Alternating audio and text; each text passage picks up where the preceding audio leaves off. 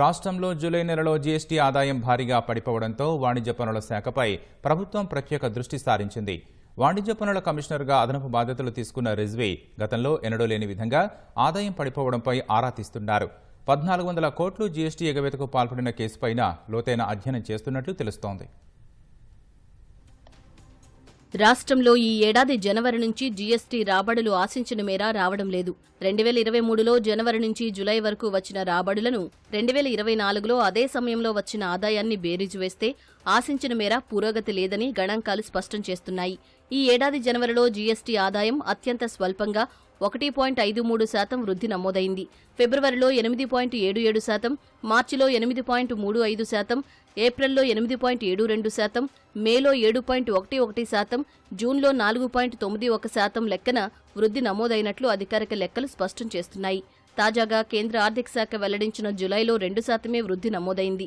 2023 జులైలో 4,849 కోట్లు రాబడి రాగా ఈ ఏడాది జులైలో 91 కోట్లు అధికంగా ఉంటే 4,940 కోట్లొచ్చింది. ఆంధ్రప్రదేశ్లో అయితే 2023లో 3,593 కోట్లొస్తే ఈ ఏడాది 3,346 కోట్లు మాత్రమే వచ్చి 7% తగ్గుదల నమోదైంది. కర్ణాటక 13%, కేరళ, తమిళనాడు రాష్ట్రాలు 5% వృద్ధిని కనబరిచాయి. జాతీయ స్థాయిలో 9% వృద్ధి నమోదైతే దక్షిణాది రాష్ట్రాల్లో 2 తెలుగు రాష్ట్రాలు జీఎస్టీ వసూళ్లలో బాగా వెనుకబడినట్లు కేంద్ర ఆర్థిక శాఖ గణాంకాలు స్పష్టం చేస్తున్నాయి.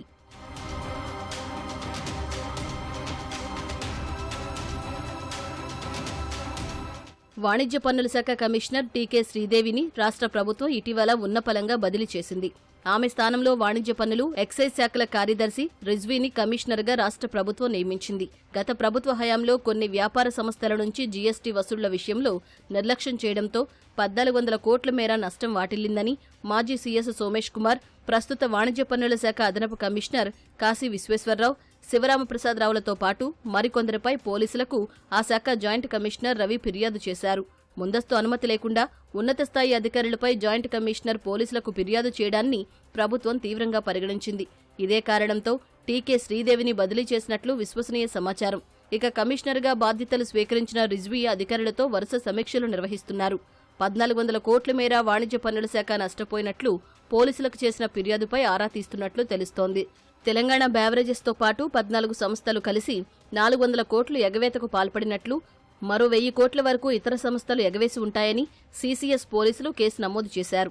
దీనిపై వాస్తవాలను నివేదించాలని ప్రస్తుత కమిషనర్ రిజ్వీని ప్రభుత్వం ఆదేశించినట్లు తెలుస్తోంది. పెద్ద మొత్తం కావడంతో ఆ కేసును సీసీఎస్ నుంచి సీఐడీకి బదిలీ చేసింది. ఎగవేతకు పాల్పడిన వ్యాపార సంస్థలకు చెందిన పూర్తి వివరాలను నివేదించాలని జాయింట్ కమిషనర్ రవిని కమిషనర్ రిజ్వీ ఆదేశించినట్లు తెలుస్తోంది. గతంలో ఎన్నడూ లేని విధంగా జీఎస్టీ రాబడులు పడిపోవడంపై కూడా రిజ్వీ ఆరా తీస్తున్నారు. గత కమిషనర్ హయాంలో జీఎస్టీ వసూళ్లకు పరిశీలిస్తున్నట్లు తెలుస్తోంది. పన్నుల వసూళ్లలో కొందరికి మేలు చేకూర్చేలా వ్యవహరించినట్లు భావించిన గత కమిషనర్ టీకే శ్రీదేవి ఐఐటీ హైదరాబాద్తో కలిసి డేటా అనాలిసిస్ చేసే కార్యక్రమాన్ని నిలుపుదల చేసినట్లు తెలుస్తోంది.